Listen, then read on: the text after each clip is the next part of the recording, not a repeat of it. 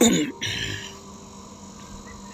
tanggalin na natin yung steam natin na bato. Ayan, na absorb na yan. Ayan, sa loob. Yan yung steam natin kanina na bato. Tapos massage natin siya. Ayan, tanggalin natin yung sapin para magbuelo, i-massage siya ng bato. Ayan, massage muna natin siya konti. Ayan, lagyan ng mantika kasi nalagyan ng sapin. Ayan, para dumulas yung bato. Ayan, massage natin yung bato sa katawan. Ayan, mainit pa yan, pati yung katawan niya mainit. Ayan, massage natin siya.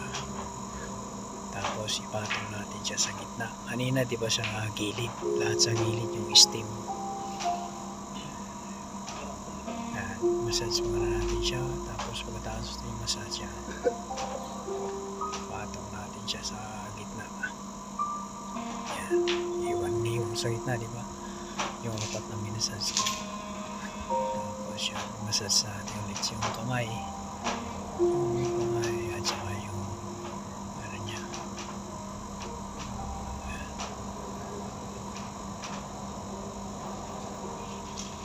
Lagay natin yung maliliit sa gitna. Ayan. Ayan.